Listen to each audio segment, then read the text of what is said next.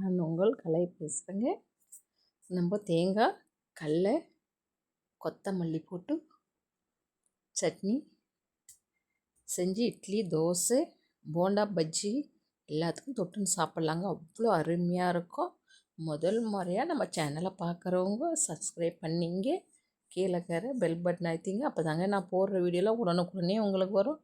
வாங்க வீடியோக்குள்ளே போகலாம். நம்ம 2 டீஸ்பூன் தேங்காய் போட்டுக்கலாம். 1 கப்பு கடலை,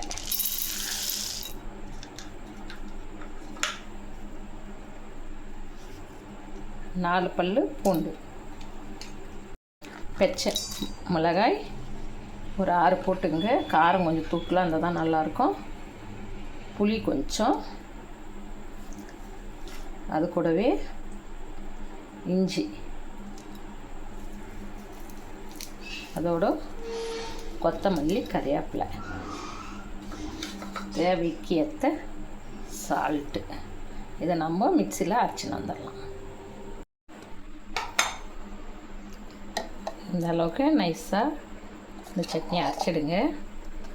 அதாவது நம்ம ட்ரெயினில் போகிறப்போ போண்டா பஜ்ஜிகள்லாம் இது போல் சட்னி கொடுப்பாங்க. இட்லி, தோசைகள் நல்லாயிருக்கும். நம்ம இதை வேறு ஒரு பாத்திரத்துக்கு மாற்றிக்கலாம்.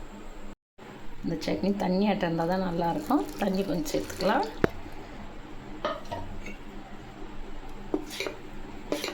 இந்த அளவுக்கு தண்ணியாட்டம் வச்சுங்க. இதுக்கு ஒரு தாளிப்பு ஒன்று போட்டுடலாம். இப்போ நம்ம உளுத்தம்பருப்பு, அது கூடவே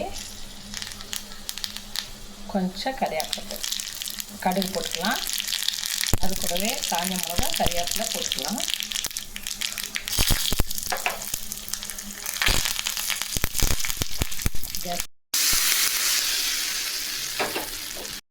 சட்னி பார்க்கும்போதே எவ்வளோ கலர்ஃபுல்லாக இருக்குது பாருங்கள். எல்லாம் சுட சுட தோசை ஊற்றி நாம் சட்னி ஊற்றி சாப்பிட போகிறோம். இட்லி, தோசைக்கு அவ்வளோ அருமையாக இருக்குது.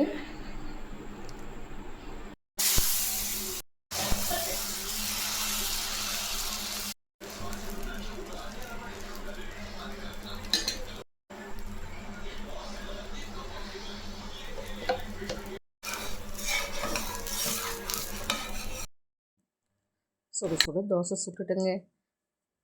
அந்த சட்னி நல்லா முண்டு அலற 2-3 கரண்டி ஊற்றிடலாங்க. ஊற்றிட்டு தொட்டு சாப்பிட்டோம்னா அவ்வளோ நல்லா இருக்குங்க. ஒரு தோசை 2 தோசை சாப்பிட்றவங்க கூட திரும்பவும் 2 தோசை எனக்கு சுட்டு கொடுங்கன்னு கேட்டு சாப்பிடுவாங்க. அது போல் டேஸ்ட்டுங்க. இது நல்லா காரசாரமான சட்னிங்க. நீங்களும் ஒரு முறை ட்ரை பண்ணி பாருங்கள். நம்ம அடுத்த வீடியோவில் சந்திக்கலாங்க.